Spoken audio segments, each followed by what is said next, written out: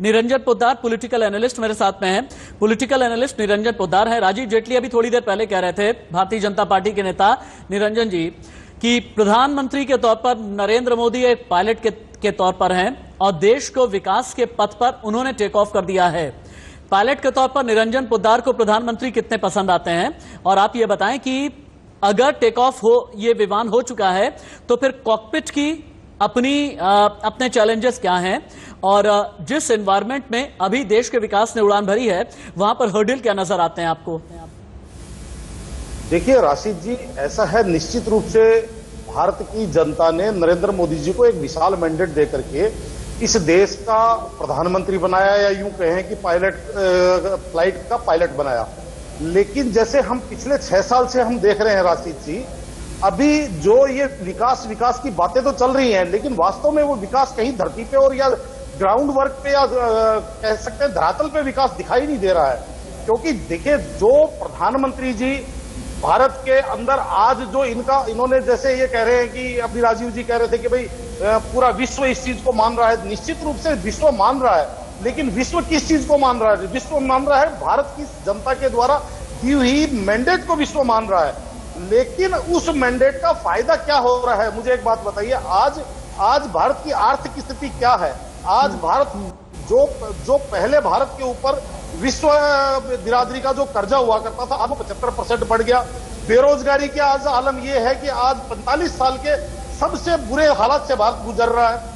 तो कहने का मतलब क्या है कि प्रधानमंत्री जी घोषणाएं तो बहुत अच्छी करते हैं, लेकिन वो घोषणाएं नॉर्थ ब्लॉक से बाहर निकल नहीं पाती हैं, वो धरातल पे पहुंच नहीं पाती हैं। धरातल पर पहुंच नहीं पाती। पोद्दार साहब, यही सवाल लेके सतीश के सिंह जी के पास भी हम चलेंगे। मेरे ख्याल से निरंजन पोद्दार को एक क्विक रिबटल का मौका देना चाहिए, उसके बाद हेडलाइन लेंगे हम।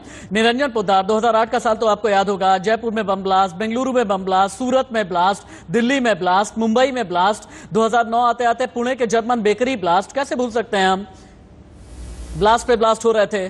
देखिए, जो काम हुआ है उसको आप छोड़ दीजिए, लेकिन एक्सपेक्टेशन क्या है? मैं आपको एक छोटी सी बात बताता हूं। जो राजीव जी कह रहे थे, इनकी सारी बात ठीक है, 370 इन्होंने हटाई, हमने भी उसको अप्रिशिएट किया, लेकिन उसके बाद में रोटी तो जनता को चाहिए, जनता को रोजगार तो चाहिए, भारत की इकोनॉमिक स्थिति को भी तो देखना पड़ेगा। क्यों नौकरी इकोनॉमी की बात करेंगे, हमें निरंजन पोद्दार के पास में जाना चाहिए। निरंजन पोद्दार जी कहते हैं थोड़ा है, थोड़े की जरूरत है, और थोड़े में ही संतोष अभी कर लेना चाहिए, क्योंकि अभी तो सिर्फ 2273 दिन ही हुए हैं। अभी तो जवाहरलाल नेहरू का भी रिकॉर्ड है, अभी तो इंदिरा गांधी का भी रिकॉर्ड बचा है, अभी तो मनमोहन सिंह का भी रिकॉर्ड बचा हुआ है। थोड़ा सा और इंतजार कर लीजिए और भी बेहतर हो जाएगा। राशिद भाई, मेरा ऐसा मानना है, कई बार टीम जो है वो अपनी ताकत पे जीतती है, और कई बार टीम जो है सामने वाले खिलाड़ी की कमजोरी पे जीतती है। आज की तारीख में जो भारतीय जनता पार्टी की कहूं या नरेंद्र मोदी जी की कहूं, तो मेरा ऐसा मानना है कि विपक्ष की जो आज की तारीख में जो गतिहीनता है, विपक्ष की जो आज की तारीख में जो शक्ति जो है, भारतीय जनता पार्टी इसी के दम पे आज रूल कर रही है और इसी के दम पे जीत के आ रही है। अगर आप 2019 के लोकसभा चुनावों को छोड़ दे, तो मुझे एक बात बताइए, पिछले 1-1.5 साल 2 साल के रिकॉर्ड को उठा करके देख लीजिए। आज जहां पे भी राज्यों के अंदर चुनाव हुए हैं, भारतीय जनता पार्टी उन राज्यों के अंदर क्यों हार रही है?